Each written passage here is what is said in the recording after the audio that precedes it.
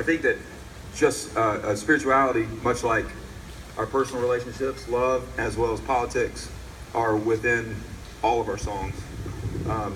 Whether you think that's directly or indirectly, it's in there if you're listening and looking.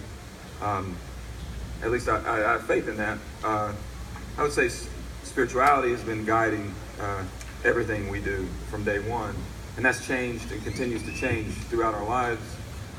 In a more formal consideration about our grandfather, for me, it was an awakening for a lot of reading that I've done since I really started learning about my grandfather. Which anybody that writes knows that the more you read, the more you write, the further you go with it. So there's that element as well, because our grandfather was like this. I always describe him as a blue collar intellect, where he could have been an Ivy League guy, but he would never take that blue collar off. And he might have been a little guilty for always standing up for the little guy and neglecting the big guy. That was one of his weaknesses. Hey, God bless him. But my grandmother would remind him, hey, a white collar doesn't mean you're good to go. It doesn't mean you're just, you need love just as much. Maybe sometimes more. Either way, it's all good. But he was such an intellect, and his writings really guide a lot in our lives. Continue to do so. Yeah,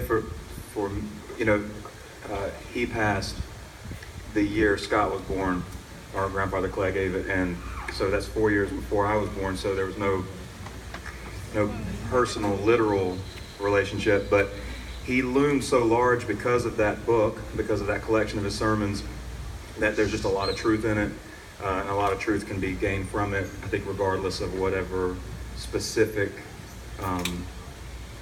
religion you subscribe to or spirituality you subscribe to. So I ended up, I think, like Scott, just filtering that into the library of attempting to learn and figure out who we are and figure out what we're all doing here and all that. So it just made its way into the library with anything that, Gandhi wrote, or Dietrich Bonhoeffer, or any great philosophical mind, Bonhoeffer, right? So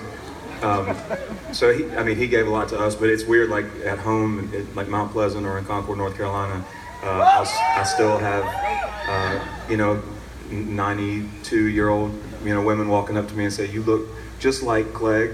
I remember Clegg, and he was so wonderful, and he did so much for my family." And it's a weird thing.